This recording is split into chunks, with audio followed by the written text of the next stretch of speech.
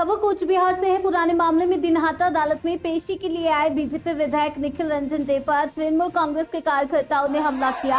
दक्षिण विधानसभा क्षेत्र से विधायक निखिल रंजन डे की गाड़ी तोड़फोड़ करने का आरोप तृणमूल कांग्रेस पर लगा है। जब वह दिनहाटा अदालत पहुंचे तो तृणमूल कार्यकर्ताओं ने गो बैक के नारे लगाए और उनका पीछा किया। इसके बाद उनकी गाड़ी पर हमला हुआ। इस घटना के विरोध में बीजेपी ने जिले भर में आंदोलन शुरू कर दिया है। লজ্জা কারণ হচ্ছে গণতন্ত্রের যে এই যে জুডিশিয়ারি সিস্টেম, এই জুডিশিয়ারি সিস্টেমে যারা মানে না, যারা ওখানকার জুডিশিয়ারি সিস্টেমকে মানে না, তাদের উপরে আর গণতন্ত্রের উপরে যে হামলা হয়েছে আজকে, একজন বিধায়ক হিসাবে ওখানে কোর্টে আমার হাজিরা ছিল, সেই কোর্টে হাজিরা দিতে যদি আমরা যেতে না পারি তাহলে এই পশ্চিমবঙ্গের অবস্থাটা কি হয়ে আছে এটা আপনারাই ভাবতে পারেন। কারণ গতকালকে আমরা দেখেছি আমাদের মাননীয় শুভেন্দুদার উপরে যেভাবে অ্যাটাক করা হয়েছে, প্রাণঘাতী হামলা করা হয়েছে, আজকে আমাদের উপরেও করা হয়েছে।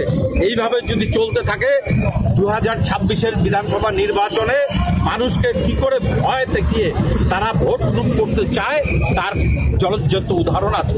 যারা কোর্টের মধ্যে এত তৃণমূল কর্মী জমায়েত, পুলিশের ভূমিকা কি বলবেন? পুলিশের কোনো ভূমিকাই ছিল না।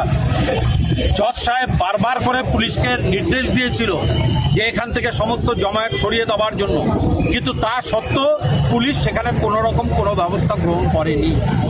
এবং শুধু তাই নয়, আমাদের পেছন পেছন ধাওয়া করে মেন রোড পর্যন্ত এসে ধাওয়া করেছে, নানানভাবে ডিম ছুঁড়েছে আমাদের উপরে, গাড়ির 4 চাকা হাওয়া খুলে দেওয়া হয়েছে যাতে করে আমরা ওখান থেকে বেরিয়ে না আসতে পারি। আমরা ওইভাবেই কোনো রকমে ওখান থেকে বেরিয়ে দাদা কি বলে যে মন্ত্রীর কোনো মদত রয়েছে? অবশ্যই আছে, অবশ্যই আছে। দাদা আপনি আদালত চত্বরে যে জায়গায় দাঁড়িয়ে রয়েছেন সেখান থেকে 30 মিটার দূরে বিজেপির বিধায়ক নিখিল রঞ্জন দে তিনি রয়েছেন এবং তিনি সেখান থেকে অভিযোগ করছেন যে আজকে তিনি যখন বিরাট আদালত চত্বরে এসেছেন তাকে ঘিরে ধরে নাকি তৃণমূল কংগ্রেসের কর্মী সমর্থকরা বিক্ষোভ দেখিয়েছে এবং তিনি আরও দাবি করছেন যে রাজ্যে গণতন্ত্রের পরিবেশ নেই, তৃণমূল বিরোধীদের কণ্ঠ রোধ করতে চাচ্ছে। কি বলবেন? নিখিলবাবু তো এমএলএ, তো বিধায়ক, তো গণতন্ত্রের পরিবেশ না হলে তিনি জিতলেন কি করে?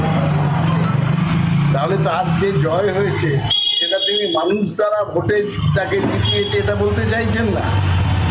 এটা তো খুব সহজ কথা। কোথাও বিজেপি জিতেছে, কোথাও বেশিরভাগ জায়গায় তৃণমূল জিতেছে, মানুষ যাকে চেয়েছে। কিন্তু আজকের যে বিক্ষোভ সেটা স্বতঃস্ফূর্ত মানুষের বিক্ষোভ।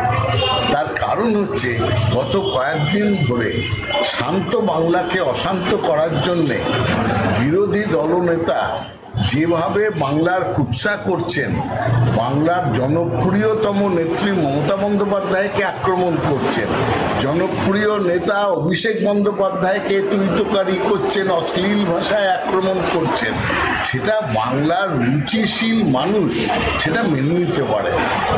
তাই জন্যেই সাধারণ মানুষের স্বতঃস্ফূর্ত প্রতিবাদের সম্মুখীন হতে হয়েছে নিখিলবাবুকে। নিখিলবাবুকে এই বাস্তবটা মেনে নেওয়া প্রয়োজন বলে আমি মনে করি।